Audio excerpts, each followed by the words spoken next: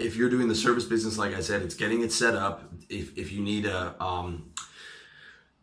designation, getting that designation done, getting the high-speed internet, the phone connection, banging out the cold calls, doing the email marketing, doing the Facebook and Google ads, knocking down doors, hitting up everybody in your vicinity, all those metrics that you have to do every day is the crucial thing. Okay, I mean, these same sales guys, they couldn't type an email without grammatical errors. Okay, these guys who never read. All right, in fact, a lot of the successful guys that I've met were not guys who knew about self-improvement or have been reading like success quotes and stuff. They're just guys who by the time they were like 19, they just went into business trance, and all they did was just do the action. Okay, learning will give you a massive advantage, but you have to be the action taker. That's got to be like 90% of it. Then at the end of the hard day's work, you can go home and watch the motivational videos for the next day. You can watch the how-tos. You can get hyped up. You can watch my stuff, or you can watch it on lunch break. You can watch it before work. You can watch it after work. You can watch it on the 15-minute break that you're taking.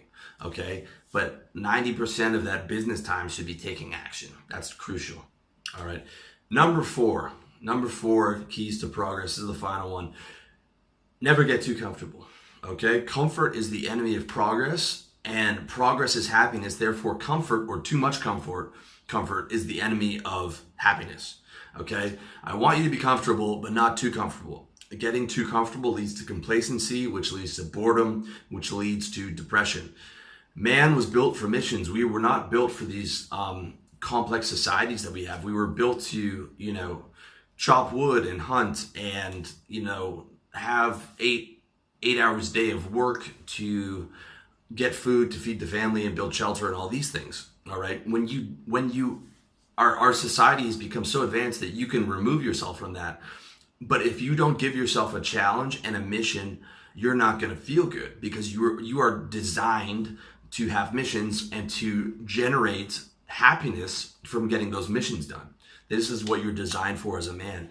When you don't have a new challenge, when you don't have a new game set up, you're going to wither, you're going to contract, and the walls of your comfortable condo or house are going to cave in on you, and you're going to feel uncomfortable even in your home. Okay? You need to have the right games, and you need to consistently create new games and new levels for yourself once you plateau on the old one. When you plateau on the old one, you can celebrate, you can enjoy it for a couple of weeks, but then you're like, well, okay, what's the next move? What's the next mission in the video game of life, if you want to look at it that way? And you have to have that next thing that's going to get you excited, not just to get in the future, but to work towards getting. All right. Otherwise, the walls of your life, the walls of your house, they're going to close in on you. You're going to contract. You're going to wither. You're going to get weak. You're going to feel depressed. You're going to feel tired. Okay. All these things happen when you're contracting instead of expanding. Okay. The way to get comfortable. All right. I'm not saying don't be comfortable. I'm saying don't be too comfortable. You can have a nice place, nice things, nice comfortable area in your house. That's good. But the way to actually use comfort is after a long, hard day of work. If after a day of productive suffering, or what's called eustress, okay? Eustress is productive stress as opposed to distress, which is unproductive stress. So after a day of productive suffering or productive stress or eustress, you come home, you've checked off a bunch of things, you've got energy and blood flowing in your body, and now you get to come home and relax and have a nice meal, all right? And if you can, work and home should be separate. It's one thing that I learned, working from home was my dream, not having to go into the office, but I learned that it's actually a lot better to have a place that's designated for work and a place that's designated for home, and not having those two things be mingled together. I'll probably be getting an office by the end of this year once I finish a few projects. But I mean, even if you don't have an office, going to the coffee shop, going to different places, making sure you get outside during the day if you work from home are all crucial things, okay? Because otherwise those walls are going to cave in on you, and it's like your work area and your home area are together, and you're going to get confused, and you don't know when to be comfortable and when to do work, and you'll find that you're going to be too comfortable while you're doing work. You're just like, well, I might as well just work on my bed and lay back and all that stuff. So, you don't want to get too comfortable, all right? Comfortable at the end of the day because you've earned it. And then when you lie down on your bed at night, you can actually fall asleep. And when you lie down and relax, you'll feel like the blood flowing in your body, especially if you worked out and done a lot of physical stuff.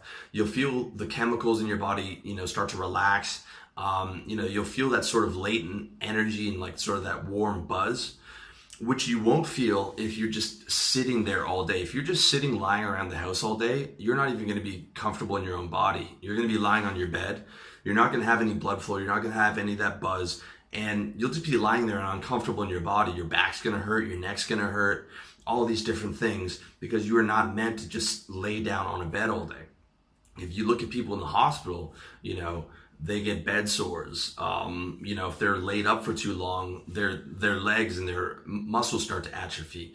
That's obviously that, you're not going to go that far, but that's what I'm saying. Like the comfort or the inaction taken too far is not a good thing. So you have to have that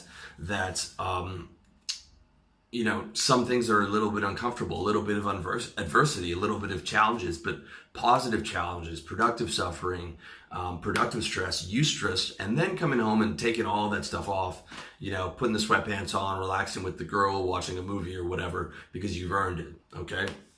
That's how it has to go down.